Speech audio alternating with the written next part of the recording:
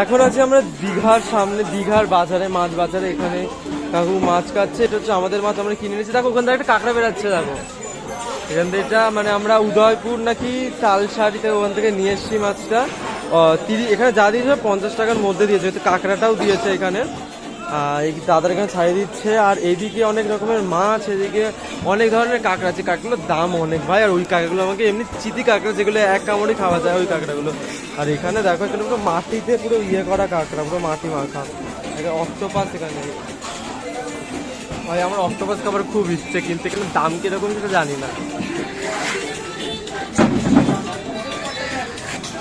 চিংড়ি দেখো এখানে, চিংড়ি, শুধু আমি চিংড়ি দেখো। বাও, এইটা বড় বড় চিংড়ি, একটা খেলেই পেট ভরে যাবে পুরো তোমাদের। দাদা তুমি এদিকে কাটো, আমি ওদিকে যাচ্ছি মাংসের দোকানে। হ্যাঁ, দিদি ওদিকে মাংসের দোকানে গেছে, যেহেতু আমি মাছ খাই না, তার জন্য মাংসের দোকানে গেছে। তো এখন মাংসের দোকানে যাবো। মাংসের দোকানে কালকে বলছিল 80 টাকা কিলো কাটা মুরগি ছিল। এবার দিদির ওই যে দোকানে এখানে দেশি মুরগি আছে। আমার দেশি মুরগি আবার, কিন্তু আমার মনে হয় দিদি পোলট্রি মুরগি নেবে। মানে 1 কিলো মাংস নেওয়া হয়েছে, 1 কিলো আমাদের খাবার জন্য, দুপুরের খাবার আর প্লাস হচ্ছে রাতের খাবার।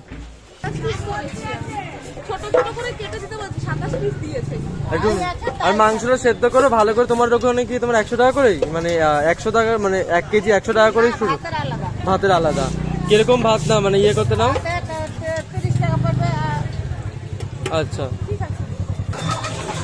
এখানে যেটার মধ্যে ভাত দেবে সেই প্লাস্টিকও নাকি এদের কাছে কিনে দিতে হবে। আমরা আলু দেবো না মাংসের মধ্যে, শুধু অনলি মাংস খাওয়া বলে, তার জন্য 100 টাকা বলছিল, 80 টাকায় করে দিচ্ছে। যদি আলু দিতাম তাহলে 100 টাকায় নিত, এরকম করবে না। আবার এক জায়গায় 120 টাকাও নিচ্ছে। আমাদের মাছটাই দেখো নুন হলুদ মেখে তেলে দিয়ে দিল মাছটি। এই শুধু আজকে মাছ ভাজাটাই হবে।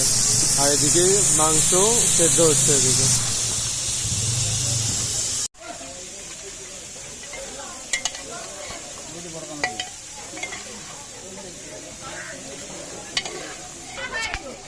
মাংসটাও রেডি হয়ে গেছে, মাছটা আরেকবার দিলে পুরোটা ভাজা হয়ে যাবে। আর এদিকে ভাতটাও অলমোস্ট ডান হয়ে গেছে।